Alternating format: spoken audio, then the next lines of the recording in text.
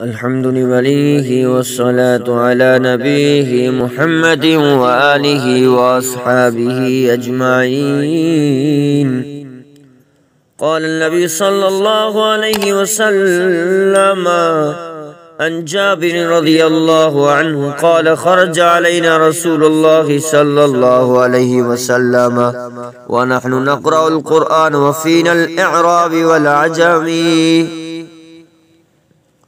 فقال اقرأ الآخر كما قال عليه الصلاة والسلام.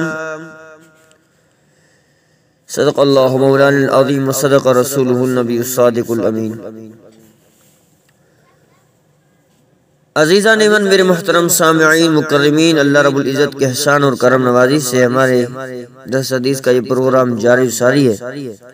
اللہ تبارک و تعالی سے دعا ہے رب العالمین عمل کرنے کی توفیق عطا فرمائے. فرمان جابر رضی اللہ عنہ قال خرج علینا رسول اللہ صلی اللہ علیہ وسلم. عزیزان من میرے دوستو، کل میں نے آپ حضرات کے سامنے قرآن مجید پڑھنا اور پڑھانا کے حوالے سے بیان کی. آج کا عنوان ہے تلاوت قرآن کا اجر و ثواب کتنا ملتا ہے.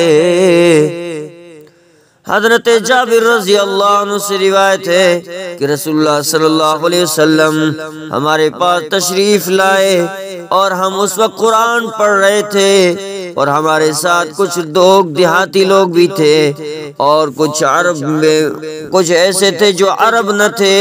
مطلب یہ کہ ایسے لوگ بھی تھے جو بہت اچھا قرآن نہ پڑھ سکتے تھے، کیونکہ دیہاتیوں کی تعلیم کم ہوتی ہے، اور جو عرب نہیں ان کی زبان عربی پڑھنے میں زیادہ صاف نہیں ہوتی. آپ صلی اللہ علیہ وسلم نے فرمایا پڑھتے رہو، سب اچھے ہیں. جو صاف پڑھ رہے ہیں وہ بھی اچھے ہیں، جو کہ صاف نہیں پڑھ رہے، غلطیاں کر رہے ہیں، جوڑ موڑ کر کے توڑ چھوڑ کر کے لفظوں کو غریب اچھی طرح سے نہیں پڑھ سکتے لیکن اٹک اٹک کے پڑھتے ہیں.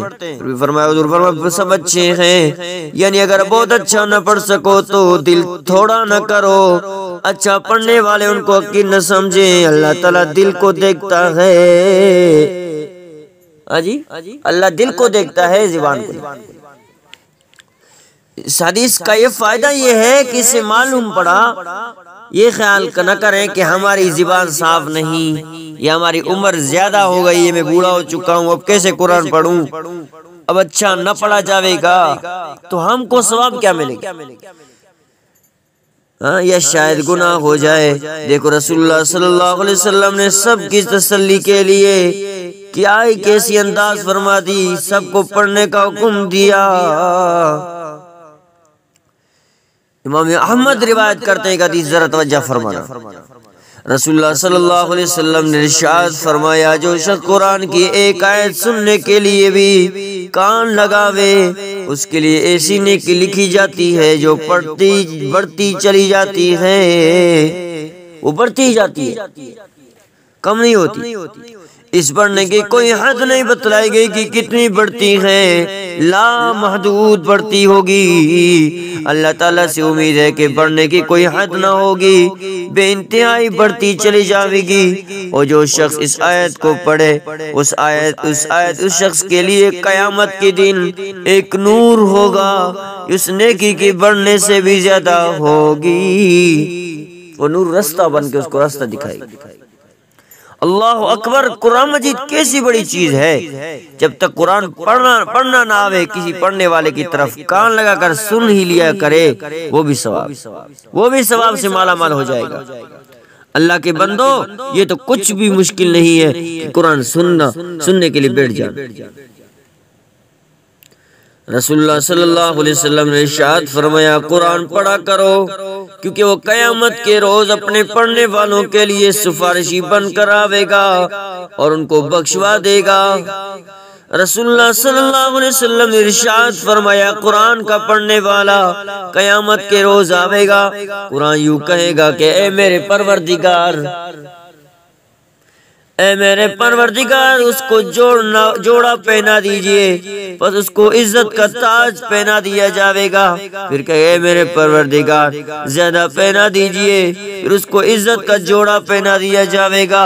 پھر کہے گا مولا میرے پروردگار اس سے خوش ہو جا، پس اللہ تعالیٰ اس بندے سے خوش ہو جاوے گا۔ پھر اسے کہا جاوے گا قرآن پڑھتا جا اور درجوں پر چڑھتا جا، ہر آیت کے بدلے ایک ایک نیکی بڑھتی جاوے گی۔